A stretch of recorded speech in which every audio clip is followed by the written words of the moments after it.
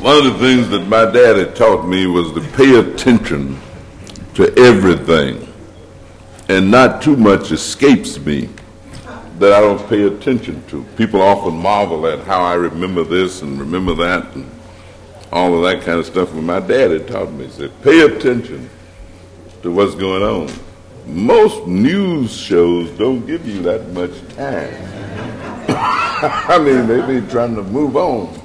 So it obviously means that they think a great deal of this program. I mean, that's my point, that they obviously like this program. Or they like the director, they like something. They don't, no. They be rushing you out of that. Yeah, well, come on, son, thank you, son. We'll see you next week. Come back and see us sometime, whatever. So it is a great program. Our next presenter is Mr. Joseph T. Jones, Jr. He is the founder and CEO of the Center for Urban Families. It's a nonprofit organization established to empower low-income families by enhancing both the ability of women and men to contribute to their families as wage earners, and of men to fulfill their roles as fathers. He will share the importance of fatherhood and healthy families from a practitioner's perspective.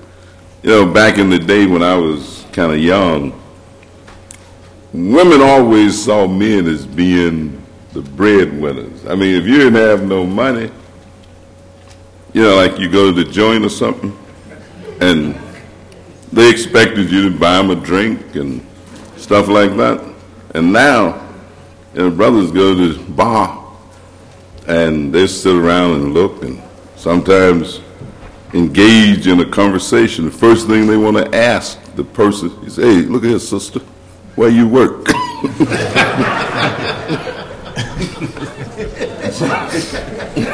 So I guess it's a role reversal, Mr. Jones. Where in the world did America get Congressman Danny Davis?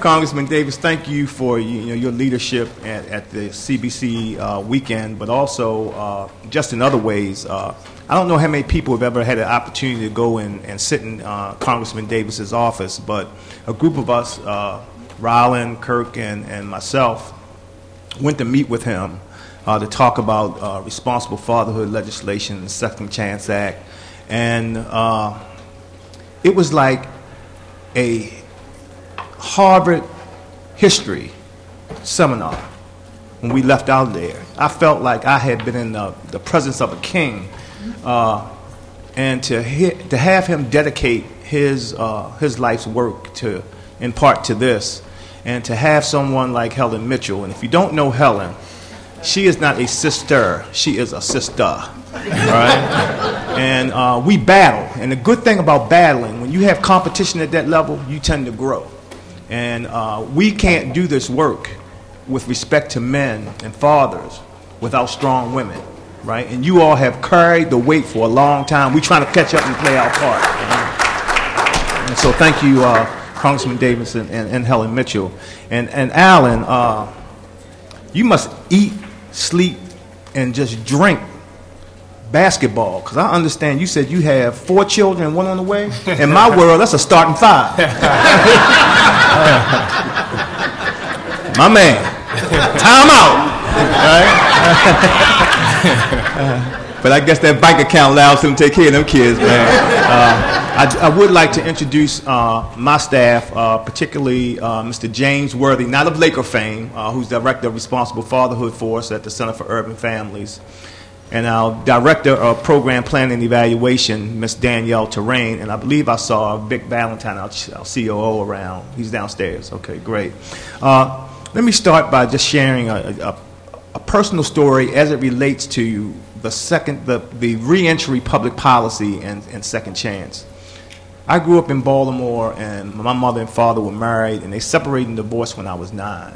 And they never had a conversation with me about that separation and divorce. And I was the only child.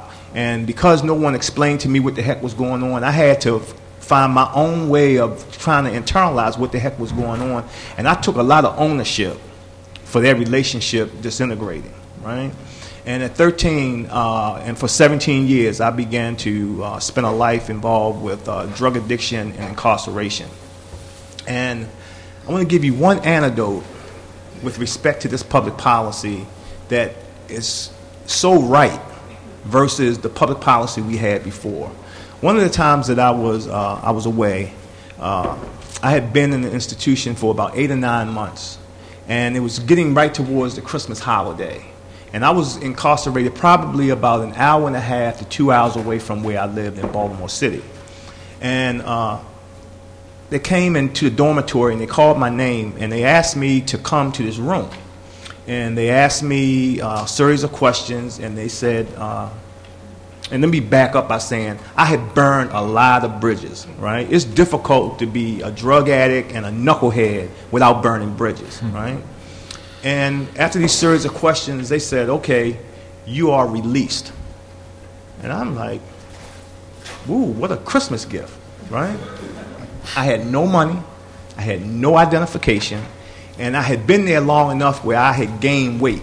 You know, there's some real decent brothers in jail, sisters, you're looking for us, right? Guys who've been working out and doing the right, eating right, you know what I mean? Right? And the point about that is when they released me, the pants that I had when I was originally incarcerated didn't fit. So the shirt I had did, but not the pants. So they released me with a pair of prison pants about 2 hours away from my house, no money and no ID, right? I had no way to call anybody, right? And I'm in this community with people who don't look like the people generally who are in this room, right? And I'm trying to figure out how in the heck am I going to get home, right? And you know when your back is against the wall, any species will do whatever is necessary to survive. And so I automatically began to use my old thinking to think about what am I going to do to get the resources to get home. Fortunately, a guy stopped and asked me, where was I going? And I told him where I was going, and he was going close to Baltimore City and gave me a ride. If that had not happened, you talk about fate and faith, if that had not happened, I can't tell you what I would have had to do to figure out how to get home, because there weren't people I could call. Mom wasn't taking collect calls no more, right? I had no girlfriend, and homeboys were in the street, and they weren't about to come get me, which goes to one of the points that Ryland made earlier.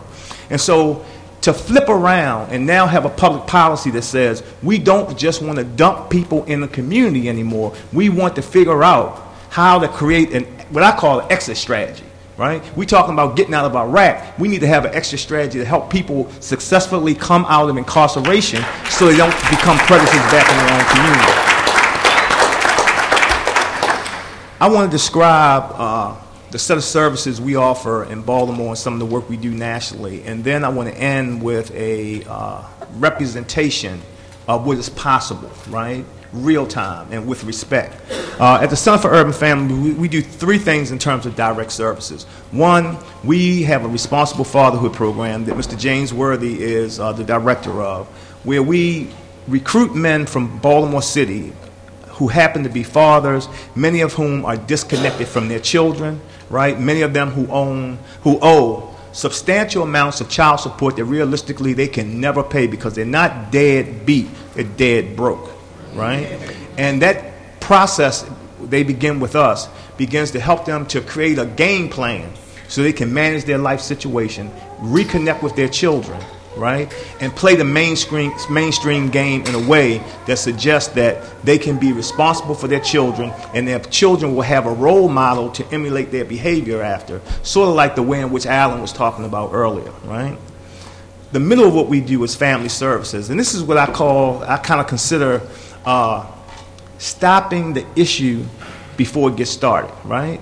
A lot of the stuff that we do, my own story with Second Chance, and you know, Congressman Davis, we maybe should change Second Chance to 13 Chance Act with some of the stuff that we've done in our lives, right?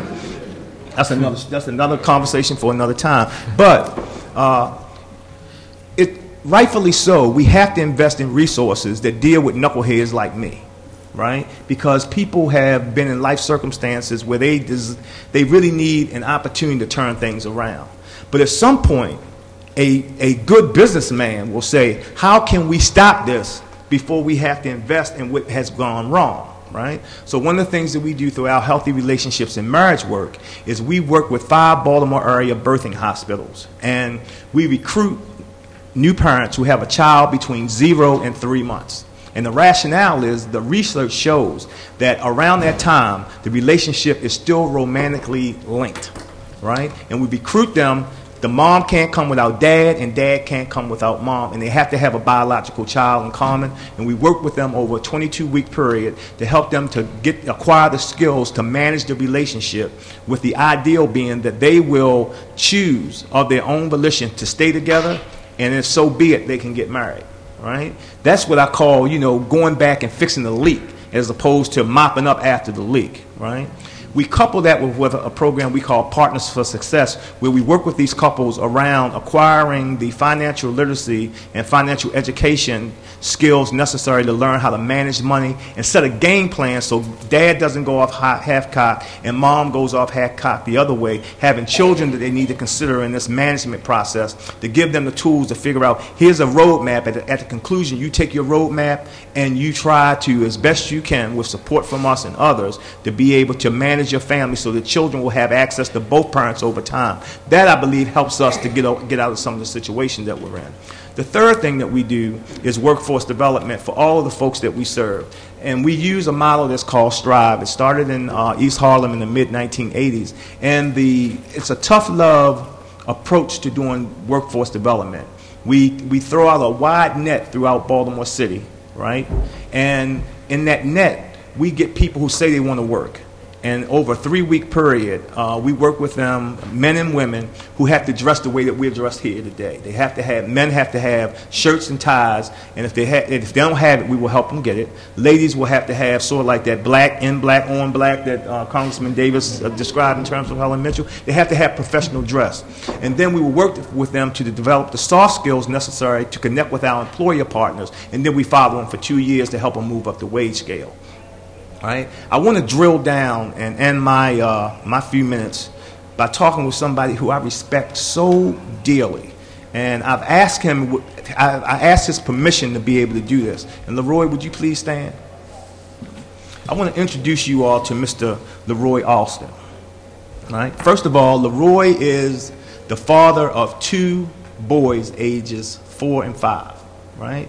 So his little boys are going to look up to him irregardless of what they think of him. They're going to look at him. They're going to love him unconditionally. And if he's not doing the right thing, then that is a pattern they're going to try to follow. And if he's doing the right thing, that's likely to be a pattern they're going to try to follow. Let me tell you a little bit about Leroy. Leroy is a resident of Baltimore. I would say he was from West Baltimore, but he's from all over Baltimore. He's a former member of a gang. He has a relatively extensive criminal background, including felonies and violent crime. On January 12, 2006, Leroy was shot 12 times, right, and survived. So God's got a different plan for him, right? He still has 4 of those bullets in his body that can't be removed, right? Leroy graduated from our Strive program in the summer of earlier this year. He basically took a job from us. We couldn't get rid of him, right? It was difficult to place him because of that, that very strenuous criminal record. And he interned with us in several different positions, right? And this week he got hired by John Hopkins University, right?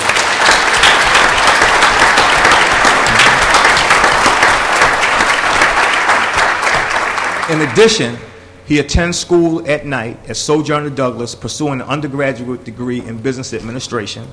He also works part-time at the Baltimore City Detention Center as a youth counselor, working with kids who are in gangs, right? That's the model, right, of somebody who can turn a community around, right? And let me tell you how much it costs for us to have provided the services that he took advantage of, and he was able to pull things out of himself that he already had. It wasn't something that we gave him. It was already in him, right? It costs $2,800 to provide services to Leroy for 2 years. $2,800 versus what it would cost to continue to incarcerate men of color.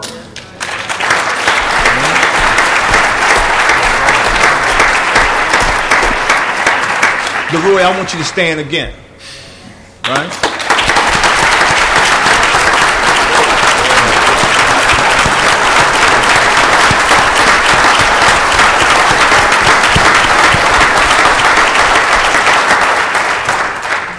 Thank you. Okay. Well, Leroy, it's good to meet you. You're an inspiration to lots of other folks, and so you must be an inspiration to others in your community and in your surroundings. Mr. Jeremiah Griffin is Director of Development and Programs of the Family Health and Education Institute, a nonprofit organization devoted to providing comprehensive social and educational services to families, especially those at risk. And I guess that must be all of us, Mr. Griffin.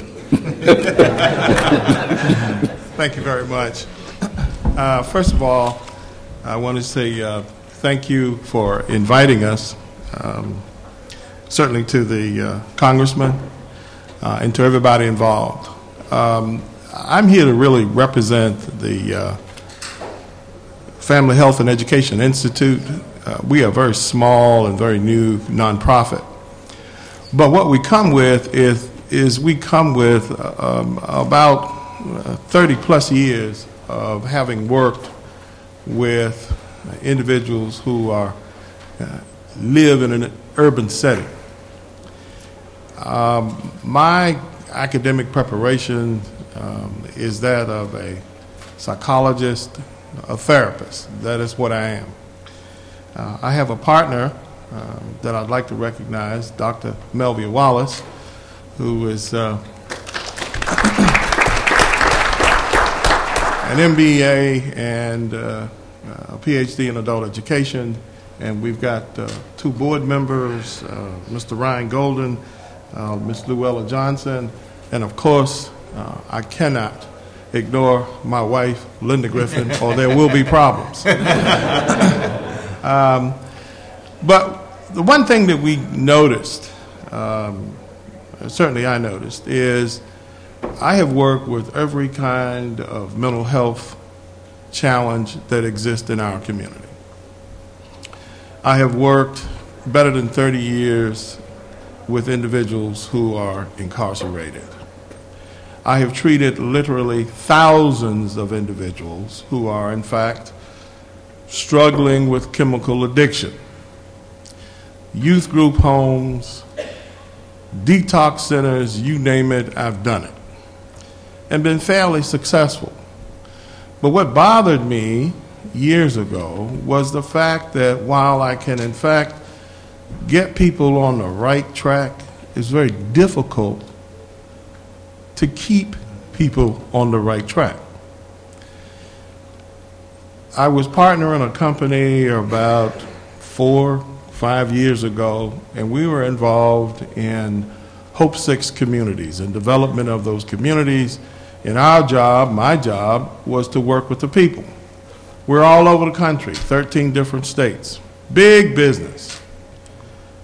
The fact of the matter is that most of the folk who lived in the communities couldn't come back into the communities for the same behavior, history that we're here talking about today. Because the reality was, if the police had been to your dwelling more than twice, you didn't come back. Many of the young brothers had what we call paper attached to them.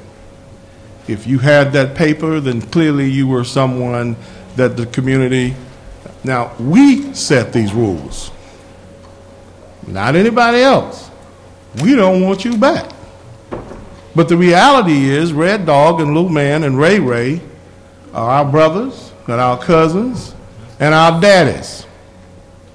Now, the one thing that I realized was that we have a tremendous difficulty staying on the right track because we are not able to find gainful employment, or we are not able to transfer our skills, our employment skills that we used in the underground economy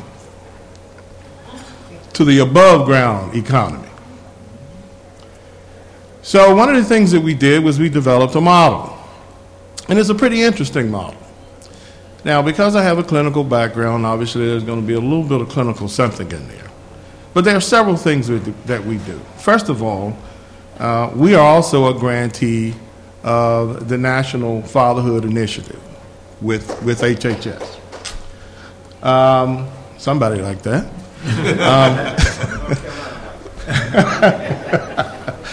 But what we do is, the first thing that we do when folks come in, we want to really have an understanding of exactly what is it that we're working with in terms of the individual.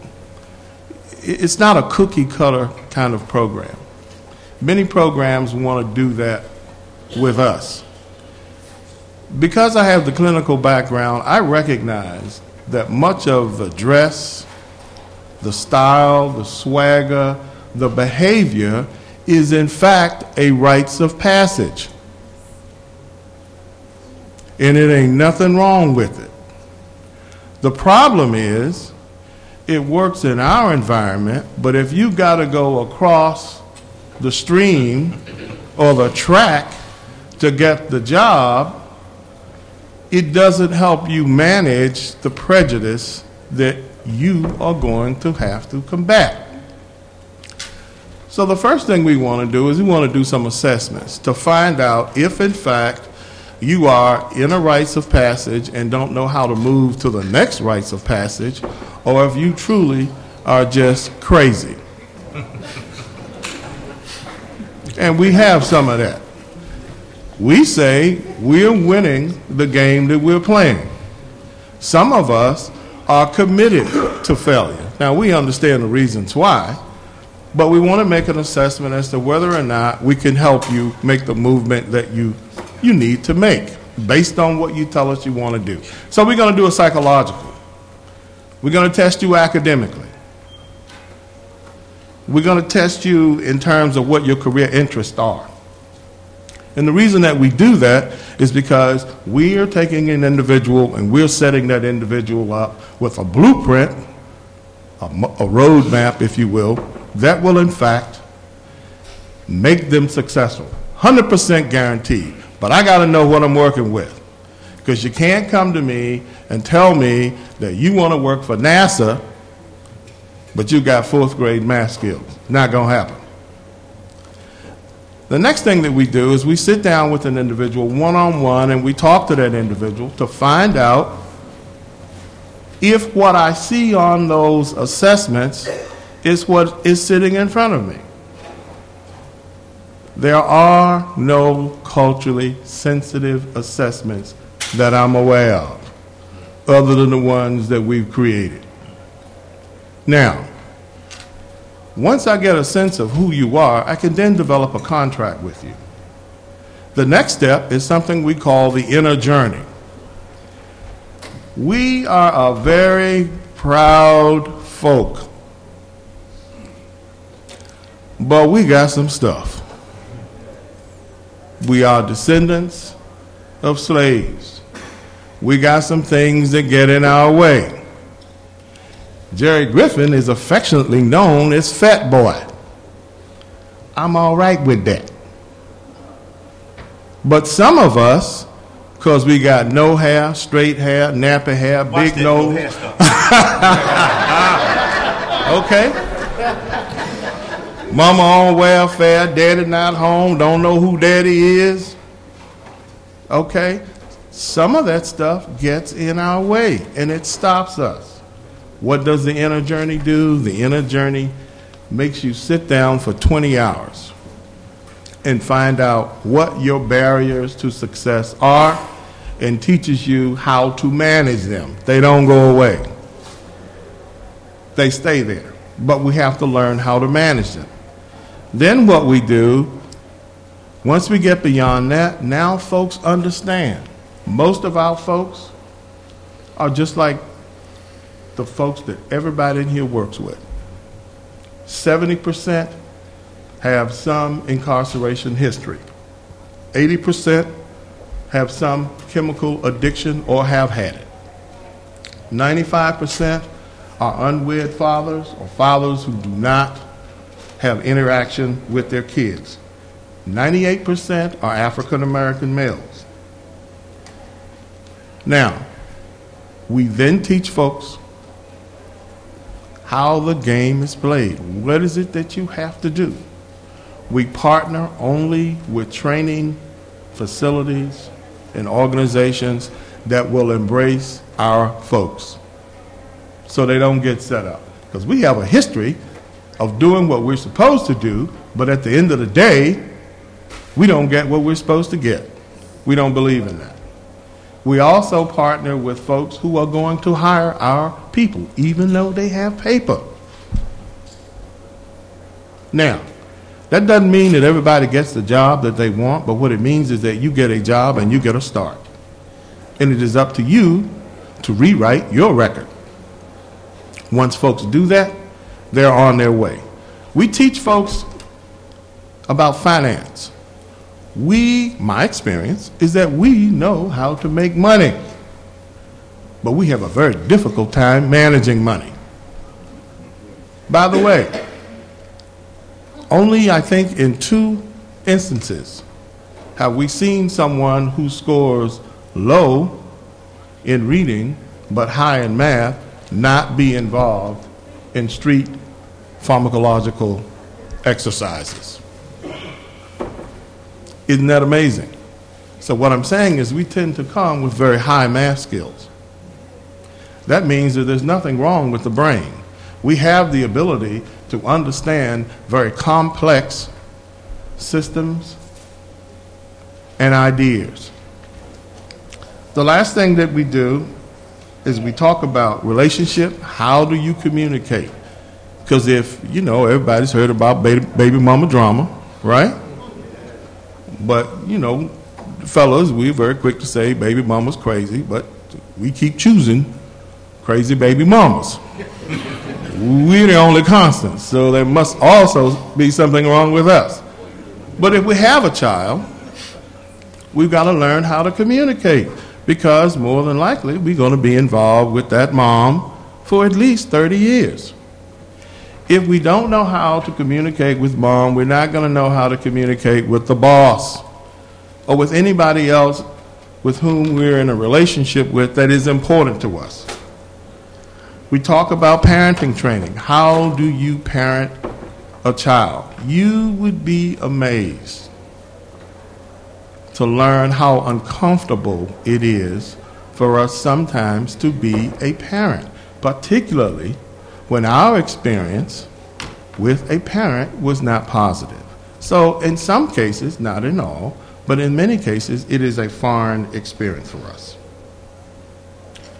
Bottom line, we then get into job readiness. Dressing for success. How do you interview?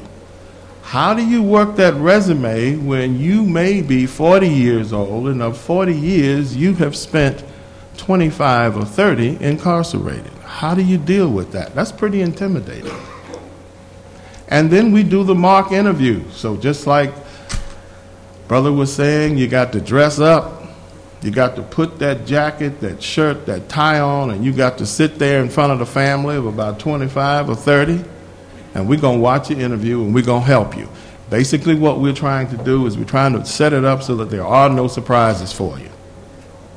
That is, in fact, our program. Thank you.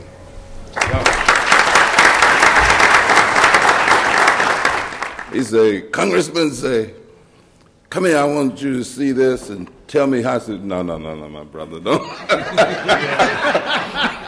I say, ain't no point in wasting your time nor my time.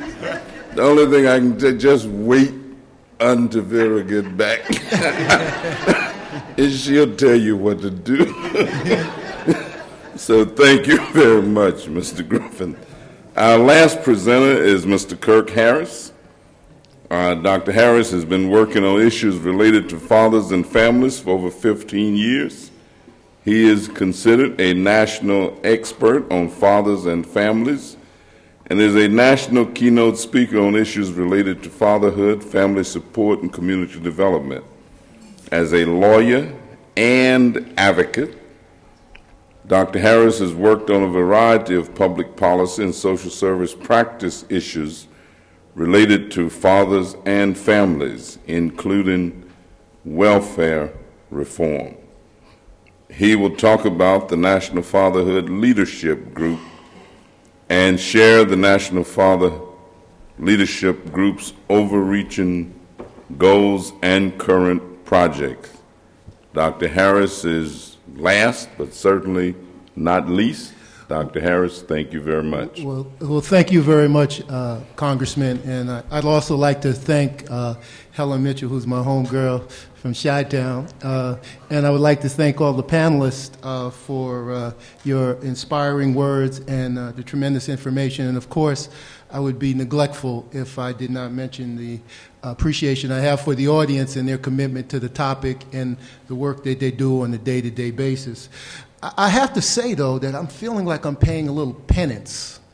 I'm the last panelist on the last panel on the last day. and I'm paying penance for all those times where I ran over and, I didn't listen to the instructions of the people who brought me to speak. And so, you know what? There's something humbling about that. And not to mention to have to follow these brothers that were so articulate. So I'm going to take my penance and be humble and try to be damn well interesting because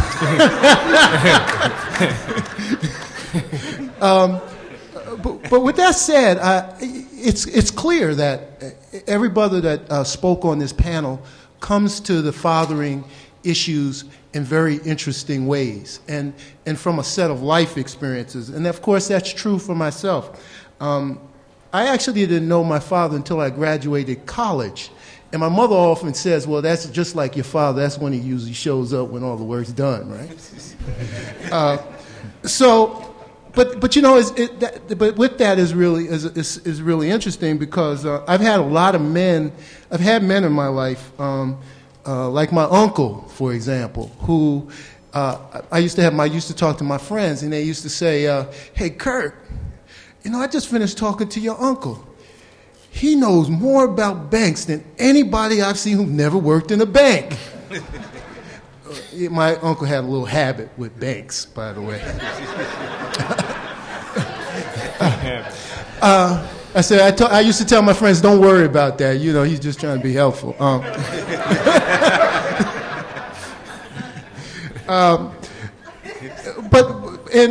I think, the other thing is I had my grandfather. My grandfather was like my dad, actually. And he and I were very close. And in fact, I didn't really understand, what that meant to me, and I didn't understand how that really evolved.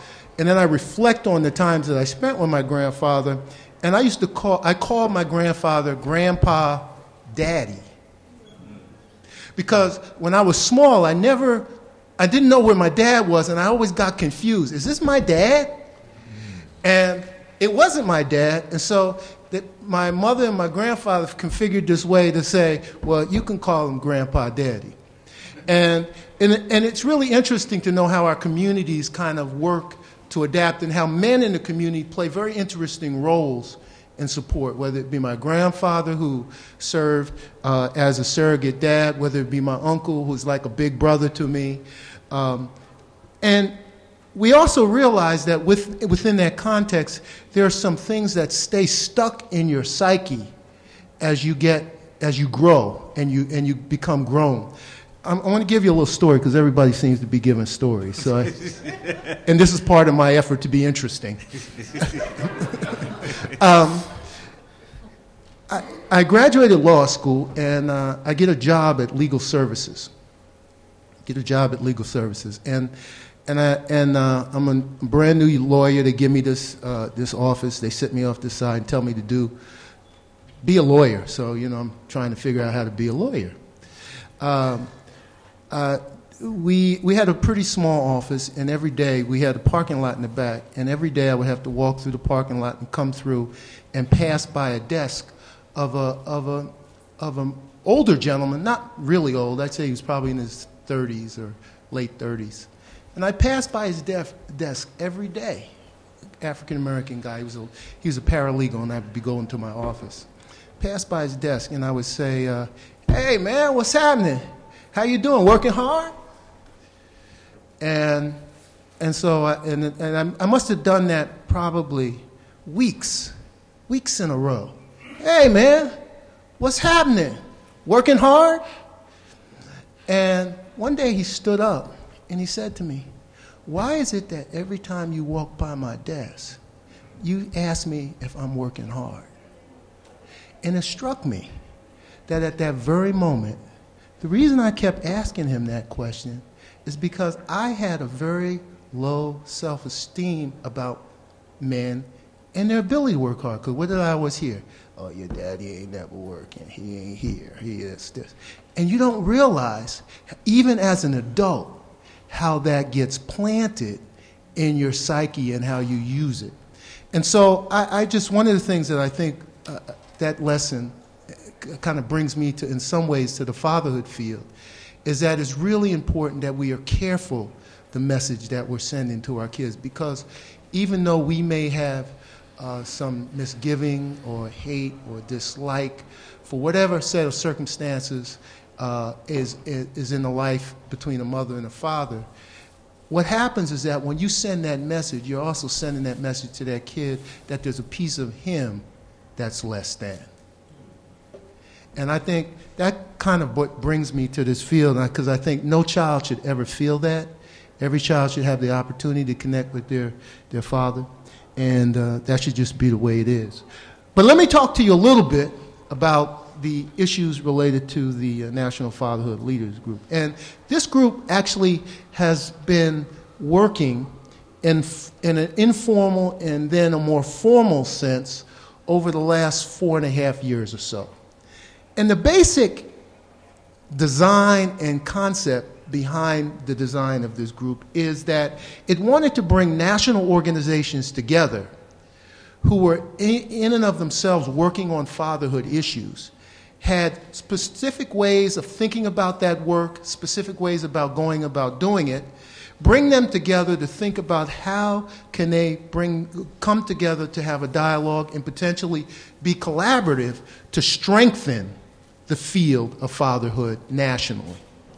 Now, for those of you who may or may not be in the fatherhood field, there's a lot of stuff going on in the fatherhood field. You know, when you say fatherhood, it's not really that simple, because when you say fatherhood, you're talking about child support issues. When you say fatherhood, you're talking about poverty alleviation. When you say childhood, you're talking about healthy marriage. When you say childhood, you're talking about relationships, navigating relationships. When you say fatherhood, you're talking about housing issues. So all of these things come together. Workforce. Everybody has a different way of making entry into the work. And that has created a kind of an odd tension, I would argue, in trying to manage what we call the fatherhood field. And this group is really an effort that was brought together by the Casey Foundation for purposes of finding where the common ground is and where the common message points are that we might design as a collective for purposes of bringing national public policy to the fore, as well as strengthening local resolve around fatherhood issues. And at the heart of that is our concern about building capacity at the community level so that at some points the community can begin to advocate for itself, understand where the nexus points are with the work on the ground at the community level and the national level, so that there can be leverage and create some kind of synchronizing of that work so that we can strengthen the outcomes in terms of public policy. And so that's been probably over the last 2 years the primary focus of the National Fatherhood Leaders Group has been to design and think about those kinds of strategies. We came up with a strategy that we called the E-Campaign, which was a process by which we leveraged community activities that were going on with respect to fatherhood. We found what we call an executive sponsor, someone who could support the work at the local level and work with us. And then we helped promote that work by creating a technology which allowed the community to begin to get input and feedback about those things that they thought were important to be focused on in terms of national policy.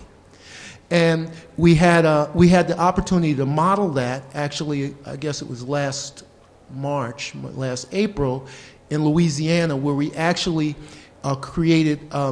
we used this e-campaign concept to leverage a forum that ultimately realized itself in April, which promoted some policies around fatherhood at the state level in Louisiana. So one of the things that we recognize, and unless we strengthen and give meaning to this work at the local level and hear the voices of those individuals working there, we'll never be able to create the kind of sustainable outcomes that we need in order to promote sound and good public policy. So what's the future of this? We think that we think there should be more forums that develop nationally for purposes of promoting this work. One of the challenges that we've been experiencing, of course, for those of you who've been watching, the funding issues in social services or family matters generally. In fatherhood, there's big ebbs and flows. We're presently at our low point. And the reason that we have so many challenges is because the fatherhood work has yet to be fully integrated into the supports that are made available for families as we understand it. Whether it be welfare reform, whether it be various family services, somehow the fatherhood piece is considered a kind of an incidental add-on that may or may not get funded. And what we're trying to say as a collective is that that offering fatherhood up as an incidental item, it will be responsible for the failure to be successful in strengthening families. And that our role, and as long as our voice is able to maintain itself, is to emphasize that fatherhood is not separate, but is a part of the family dynamic, and we should see it as such, not only in our practices, but in our public policy. Thank you.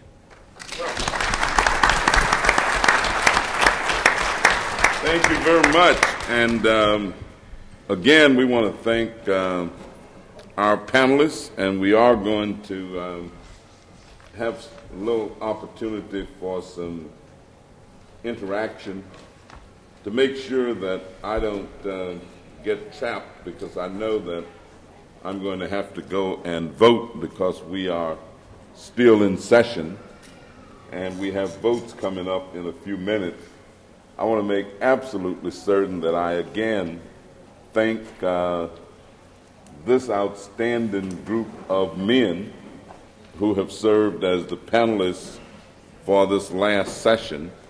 But I also want to again thank all of the members of my staff who have put this weekend together. Jill Hunter-Williams left a few minutes ago, but she put together the activity that we did in education and some other things that we've done, and Helen Mitchell put together this activity along with other members of my staff. But let me also, even though we've been talking issues from a black perspective, please understand that it's not only black people who have these issues and these problems. It's not only Democrats and it's not only Republicans, but it's all people in America. I spoke at an initiative training session not very long ago the Assistant Secretary of Children and Families was over in my office, and we were talking, and they were going to have this training session for 500 of their grantees, and he asked if I would consider, and we were talking about the whole business of the role of marriage in a society. Of course, some people think that that's a Republican-inspired kind of initiative, and some Democrats kind of stay away from it. But I don't believe in all these labels. And I mean, I knew about marriage before I knew that was Republicans. And I figured that marriage made sense, because it was a way of organizing. That two people got together, that was a form of organization. And since I'm believing in community organization, organizing, and other folks don't, I said, well, even though it's the administration's activity, of course I will speak at the luncheon. And we just had a wonderful time doing that. I'm going to ask Helen if she will facilitate, because I know that my votes are going to be coming up and the bells will go off. But maybe I'll just go ahead and begin with the first question. I also wanted to ask her, because we've been giving away books. I don't know if we have any more. Do we have any more of those books? Well, there is an excellent book, but I'd love to give as long as they last. It's called What Do I Do Next When I Don't Know Next What to Do? And it's written by a guy named Willie Wilson, who used to wash dishes at a McDonald's. Now Willie is a multimillionaire, and he's a philanthropist and gives away about $1 million a year to black churches. Every Sunday afternoon, Willie goes around somewhere and sings. He takes his orchestra to a small African-American church. And after they get through singing, he writes them a check. And he does this all over the country. You can see him every Sunday morning on Sing-Sation. He has a nationally syndicated gospel show that comes on Channel 9 early in the morning. I never see it because I never get up that early.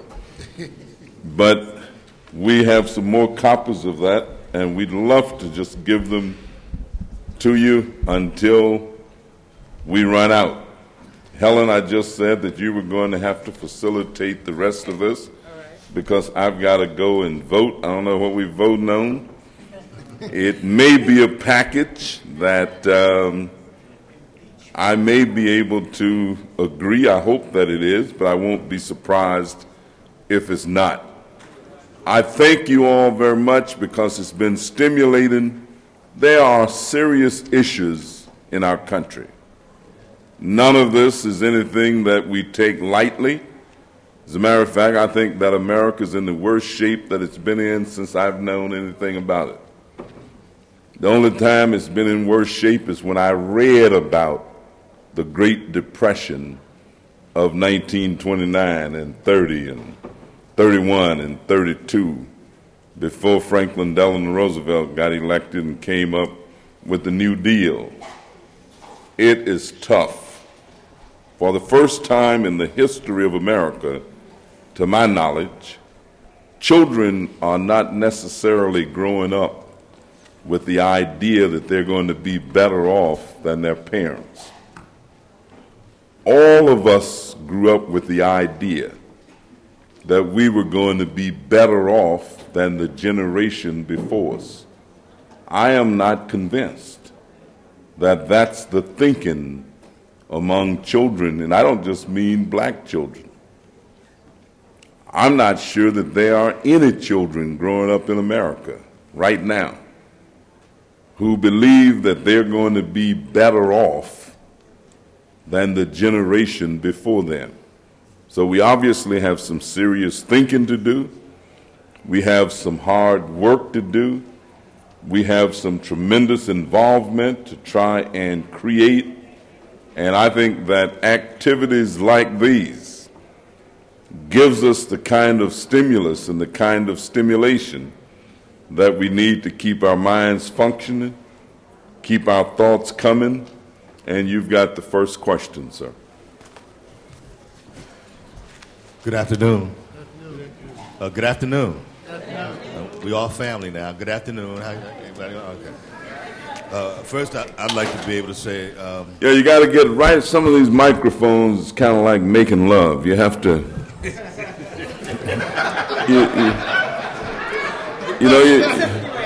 you have to get real close to them and speak right. Is this good enough for they you? work. If we, is it working now? Yeah. Okay. All right. I better get out of Dodge.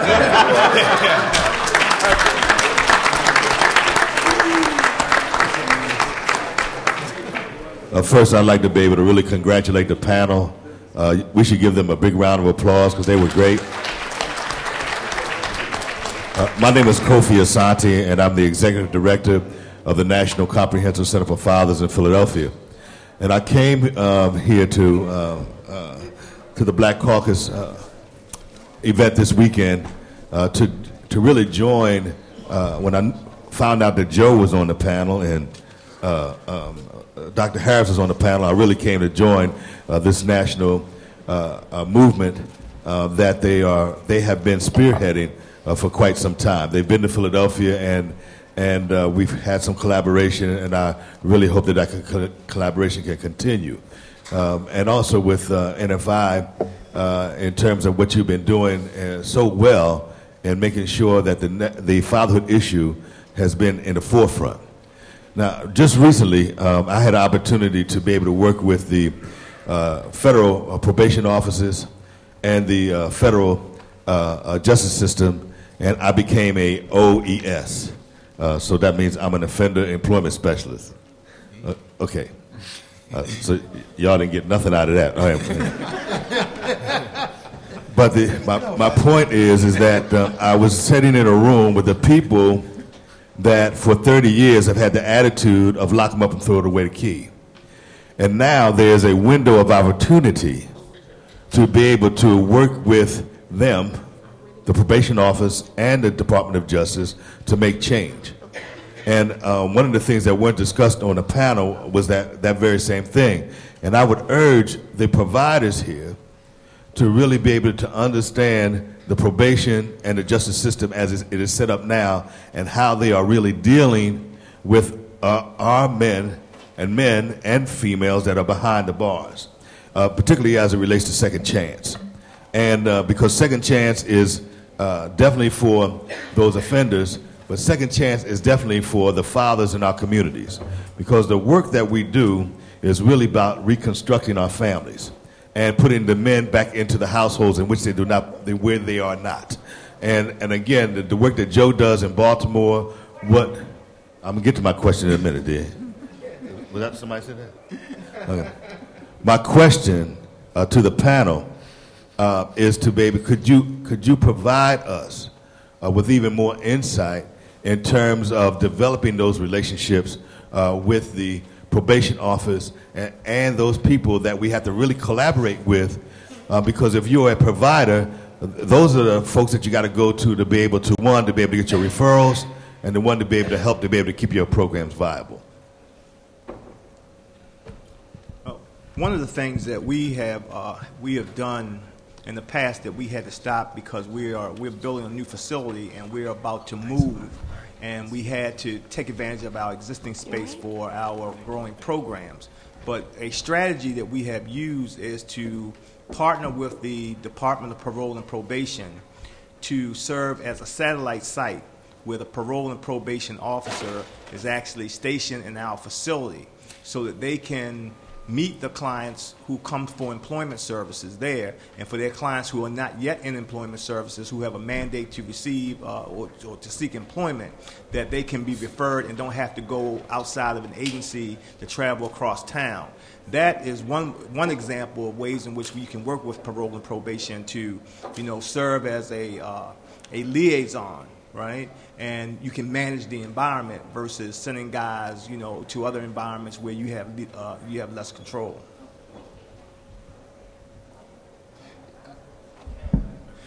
I also think that one of the things that's compelling, particularly when you have to establish those kind of relationships, is that, probation in some ways has performance goals that they need to meet.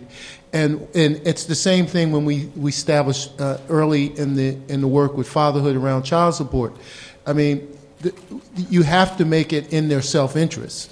And largely the self-interest is, well, how are you going to improve your outcomes that you say your agency is responsible for? And partly the way you improve those outcomes is collaborating with the individuals who are working with the population for whom you're supposed to be producing the outcomes for.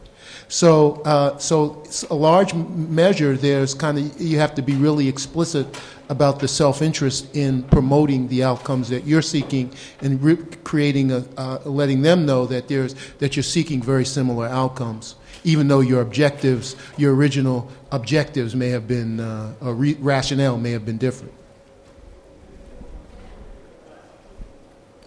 My name is Angela Lee. I'm a full-time pharmacist working at Rite Aid Pharmacy. Throughout my life, I've been helping people, and my heart brings me here today. I'm really, really touched by all your personal experience, and then, through that, you try to help out more people to get helped. And the reason my question, actually, I want to share a very important piece of information, a resource, together with Joe was saying that stop the issue before it starts. And also about Mr. Griffin says, difficult to keep people on the right track.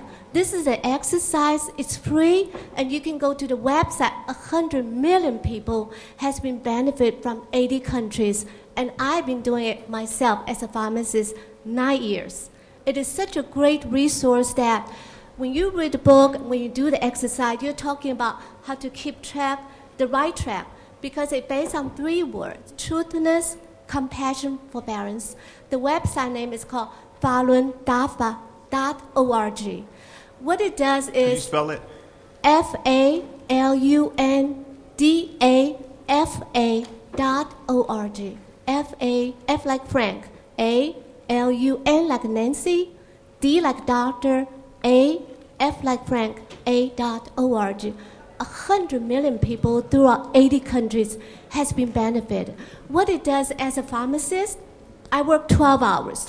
Nobody need to tell me that go in early and get out early. But I do my best. I get in 30 minutes early and I get out 30 minutes late. In my heart, I do everything I can. It doesn't matter whether you're rich, you're poor, but I am so glad to help everybody every day. And that is from understanding about the meaning of life, like everyone, you're trying to help people, but they have to understand why they are doing this, why they have to become a good daddy, what is their responsibility. Through reading the book and doing the exercise, not only you'll be healthy physically, and then you're mentally. It's based on those 3 words: truthfulness, compassion, forbearance. So the daddy will be such a responsible person. You don't have to tell them to come back home. They will come back home. Be a good daddy. The children, they even can do that exercise, like 5 or 6 or even under. Young age children, they have been doing it too. It is such a great exercise. It's a free exercise. You don't have to pay a thing. So, take that resource together, working with all the organizations you all have been trying to help out. Together, I would think every one of you, I think, it is not just the perception from the way our people think about we are giant, but each one of us work out will be giant, because what we do, what we say, what we act, it is a giant person. Thank you so much for your comments.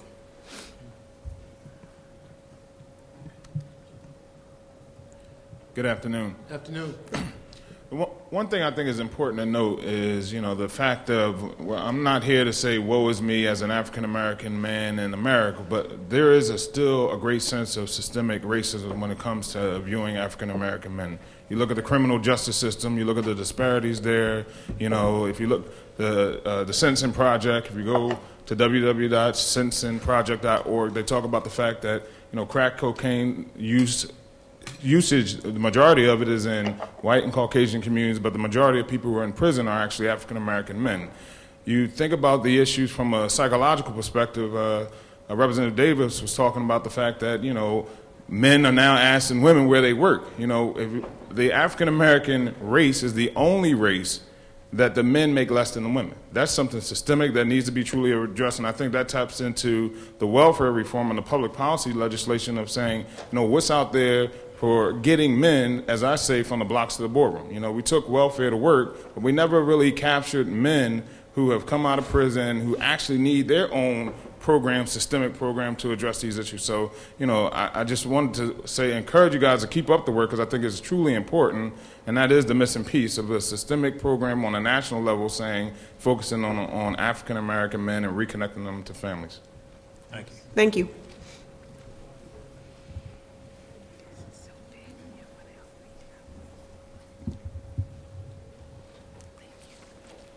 Thank you. I'm Queen Mother Dr. Blakely, and I'm the Community Mayor of Harlem, and I'm an ambassador of goodwill to many African nations. I think you can see that I'm a senior citizen because just ask your guidance. My father raised me as this little girl, a little princess. The question I ask you as men, what role you will play in the life of women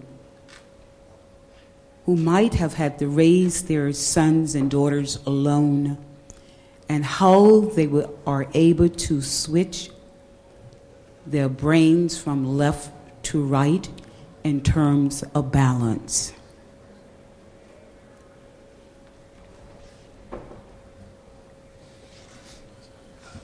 Kurt, were you going to take that?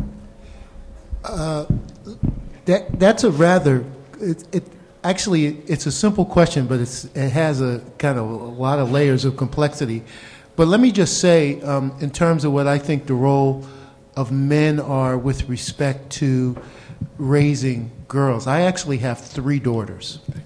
And I think the important role that men have to play in raising daughters is modeling behavior that they should have an expectation to see, witness, and understand as a woman, as a little girl who will become a woman.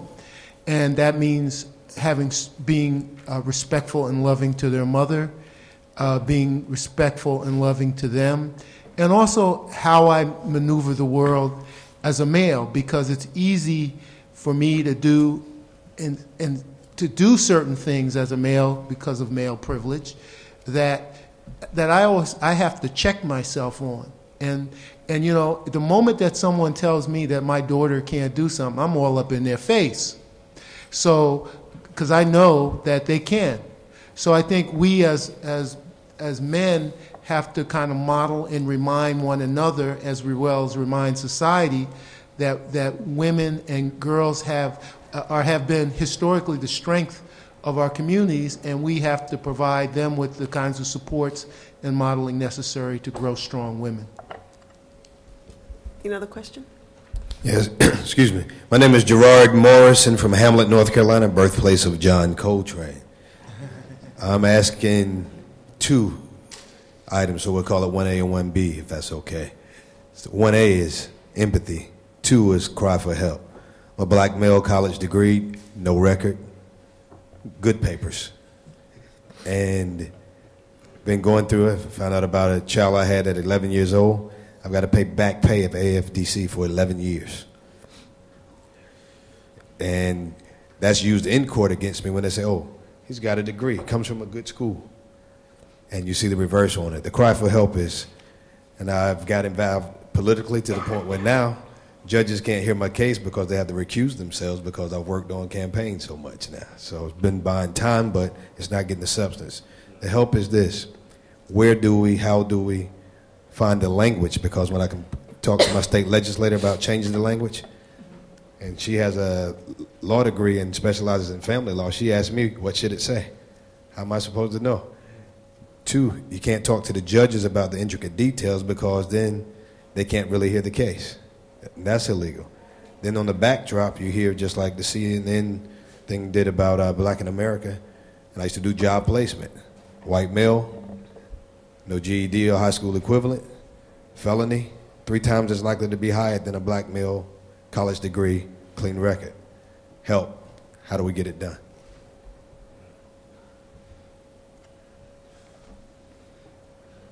Dang, I'm not doing the complex question again. No. I'll just touch on the issue of child support. And in our country, our child support system is set up to ideally benefit children, right? And when you help to bring a child in this world, right, the best strategy you can possibly employ is to stay involved in that child's life from day one, and to manage your child support situation from the beginning so it doesn't get out of hand, right? That's the ideal. The reality of in our community, so many relationships disintegrate, and I think many people in this room, if not everybody in this room, knows that even when a man goes to prison or jail, that in most cases the child support continues to accrue, so that a man can actually come out of prison with more debt than he went into prison with, right? And there is a set of pilot programs around the country, one of which is in the state of Maryland, that works with primarily, and not primarily, exclusively, low-income men who have outstanding child support arrears that realistically they're never ever going to pay, right? So if your income is at a particular level where you're considered low income, then in the state of Maryland under this model, if you pay on your original child support order consistently over a 2-year period, then year one you will have 50% of your arrearages abated. And if you continue to pay on the original monthly order for the second year, then you can have the other 50% of the arrearages abated, right? That is a public policy that has taken a long time to gain momentum in our country because of the ways in which we try to protect children and we try to protect women, right? And it's so complex because child support is one of those issues that can be, the policy related to it can be different within a state. What I mean by that, child support within the county jurisdictions within a state can change from county to county to county, right? Irregardless of what you're talking about in terms of a federal child support policy. One of the things that we try to do, particularly with respect to the National Fatherhood Leaders Group, and that we do in terms of CUFUF and our public policy office, is to work with legislators to try to find ways in which we can fair and moderate practices in terms of child support penalties, right? Yeah, if you bring a child into the world, you do have an obligation to pay. There's no mistake about that, right?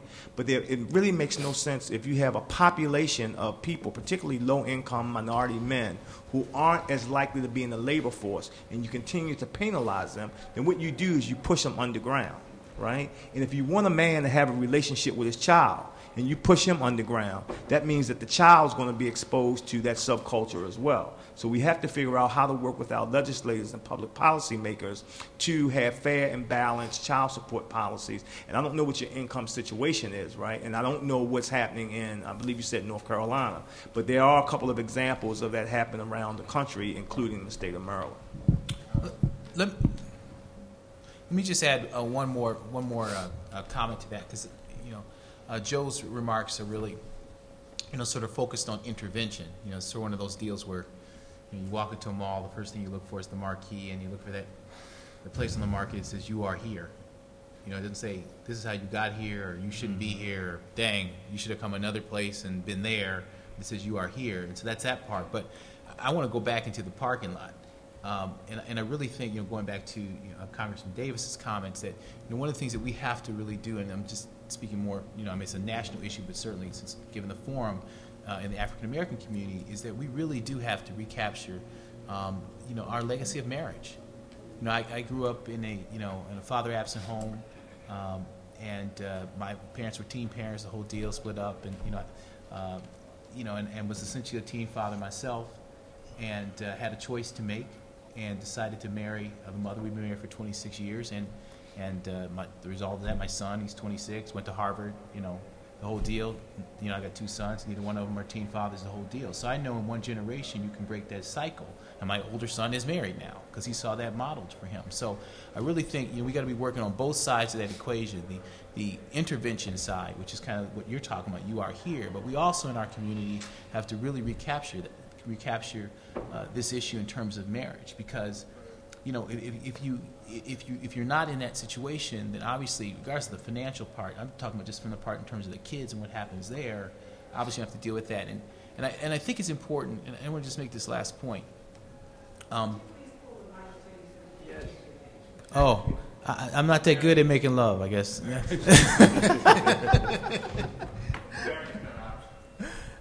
I'm sorry.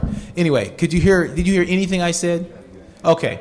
All right. Anyway, I guess let me just close that out because I don't want to re-say everything I said for people who heard it. But basically, my point is that we in our community, the concept of marriage, we have to recapture that, and it's not the way that it's always been. I mean, if you look at the data from 1890 to 1960, the marriage rates in the black community were as high, if not higher, than in the white community. The whole great migration after slavery was folk trying to find their folk. It was husbands trying to find their wives. So we really have to be working on both sides of this equation. Intervention in terms of the situation we have now for people who are already there, but we also have to pass on to our kids a legacy of marriage. And even if you didn't choose marriage for yourself,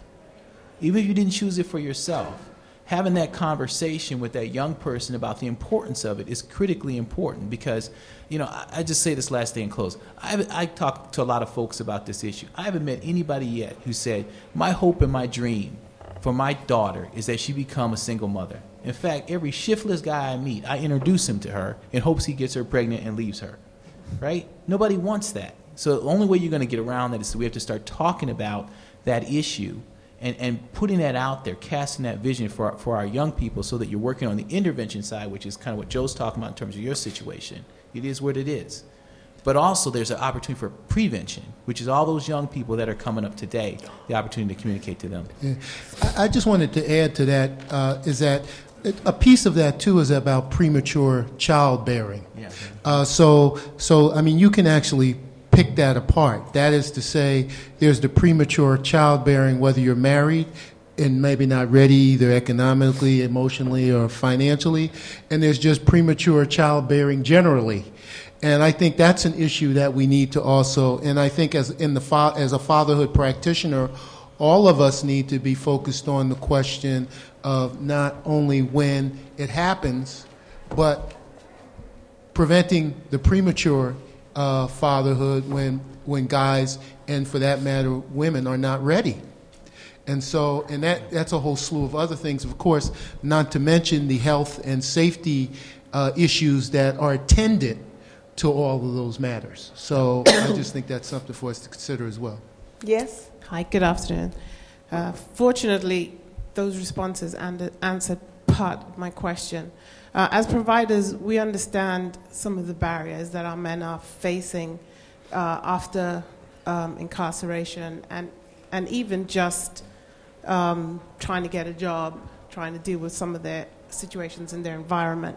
And at the National Comprehensive Center for Fathers, we've started a dialogue with the justice system, with the legislators and the judges and so on, especially when it comes to family court, as regards removing or reducing some of these barriers. And you mentioned that there has been some success based on the counties. And I was just wondering how we can push that and take that further, and maybe how you achieve that success, or where can we go to try and push that along, so that we can, if not just in Philadelphia where we are, but nationally, try and make people recognize that, well, the only way to help a child is not just to give it the money and all the things that you spoke about, locking the father up because he can't pay his child support, is doing probably just as much harm. And yes, so my question is really, how can we help push that along to change some of these laws? Let me just say, I'll take a little bit of that. I think it's a longer term, it's a long-term process, and that's the part that I think is very problematic, is that it's a long-term process. Even when you're talking about the family court system and those kinds of pieces, I mean, the reality is that, too many of family court judges don't really value the importance of father involvement. I mean, they don't know the data about how important it is. They don't know. And that's a challenge. And that's one of the things I've been thinking about in National Fatherhood Initiative, to figure out how can we start to educate them on this issue. There's all this data that's out there now that talks about the benefits of father involvement for kids and for moms, but they don't know. They're a lot of them are, they're there for life, and they're not. So you got to figure out a way to do that. The reason I'm hopeful is that you could say pretty much the same thing in terms of the Hill 10 years ago. 10 years ago. It just was not, we're trying to get the legislation passed, trying to get people to even think about it. And so I really think that it's going to take, and this is where, National Fathers Leaders Group and others, trying to come up with a strategy to be able to convene family court judges, to start educating them and getting a core group that are thinking differently about this issue, because there's enough data out there to be able to do that. I haven't figured out exactly how to do it. We've got, NFI's got task forces in the House and the Senate for responsible fatherhood. One of the things I've been hopeful to do and just haven't been able to figure out a way to get done is to start a task force for judges specifically, so that you start to have judges speaking to other judges as well. And it's going to take that kind of work, because this is like to what Joe said, it's baked in. And it's going to really take a coordinated effort to kind of change that. Thank you. I just want to say, and I apologize, the woman with the beautiful set of pearls, she is our last question for the... He was? Well, you guys are going to... Only one of you is going to have... One of the two of you gets to comment. I'm sorry, I'm only following instructions. Okay. Yes, sir. Thank you. What is your comment or your question? Good evening.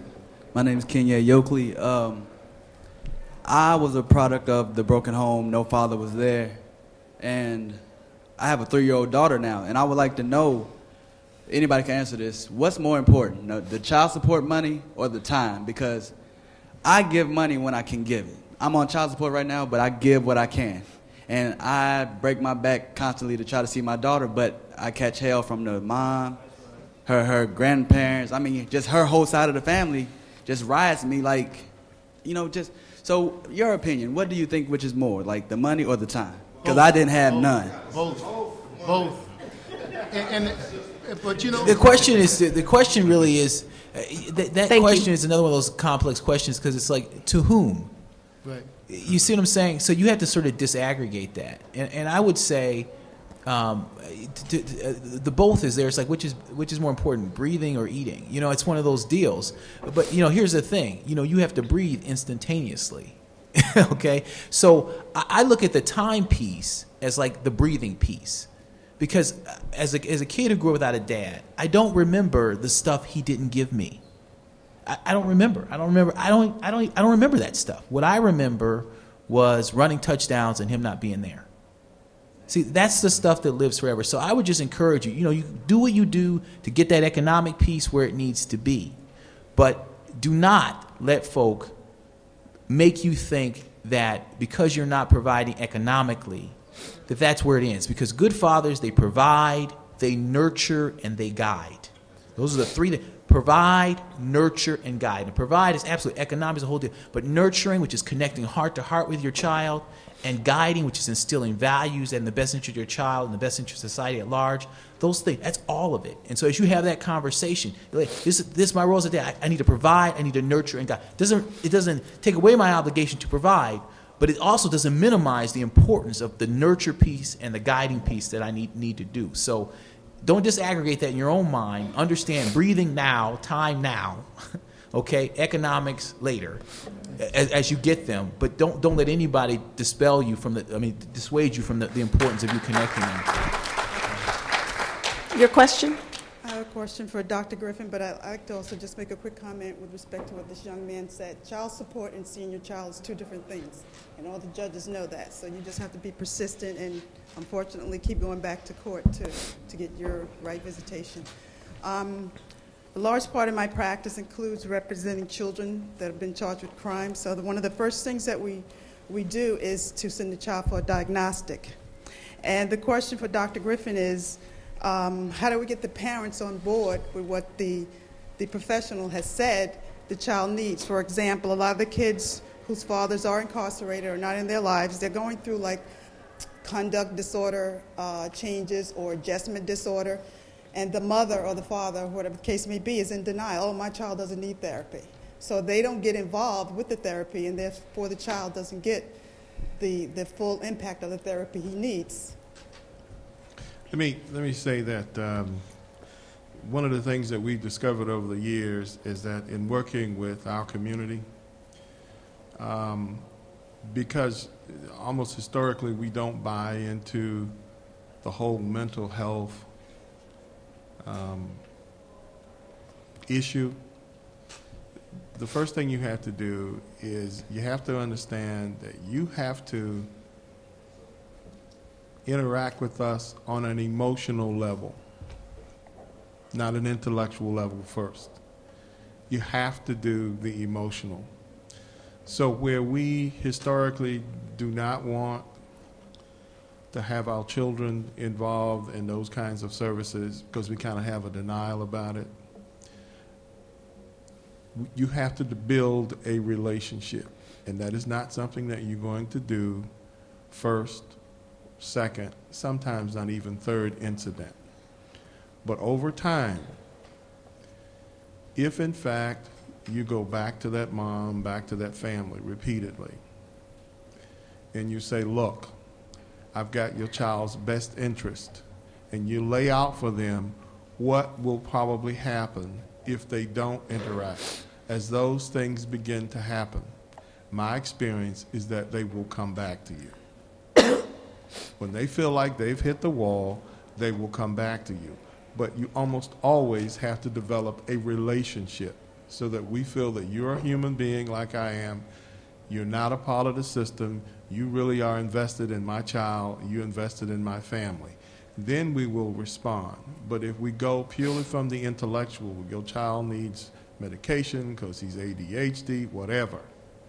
And sometimes, we put very heavy diagnoses on very young children. I am desperately opposed to that. And so that's what we kind of resist. But you're not going to do it the first or the second time usually.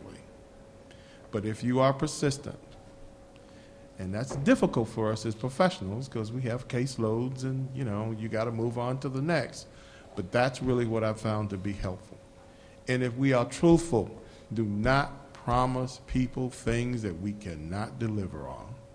Do not say that if you put this child on whatever, they're going to be fine. That is not the case. Thank you. So it has to be very honest, very straightforward, and we have to be persistent. So we have to initially be more invested than they are. Good afternoon. It was very heartwarming to hear that some of the fatherhood initiatives also include the mother and the whole family together. And my comment is just on that, the whole family. Recently, I sat on a panel discussion from the Prison Society of Pennsylvania. And there was a staggering statistic that just overwhelmed me. And it was that when the buses are there, because our folks are all over the Commonwealth of Pennsylvania, 2, 3, 6 hours away. When the buses are there for the men, they're full for visitation to go to the male prisoners. But when the buses are there for the women, they often go empty. Most of the women who are incarcerated have 2.5 children. There's some fathers somewhere that could get on those buses and go visit those women in prison. My request is not really a question. My request is to every man here who is mentoring, helping another man who is in prison, when they get out, could they please go visit those mothers and support those mothers who are in prison? And before you address that, I have to make another appeal to you. This gentleman was sitting here because he's disabled. and he was so gracious to let me come in front of him. So I'm asking for you to just please let him come up to the mic when I finish. I appreciate that. Thank you. Is anyone going to address that? We're not going to deny her request, that's for sure. All right. The gentleman's question, thank you. Thank you so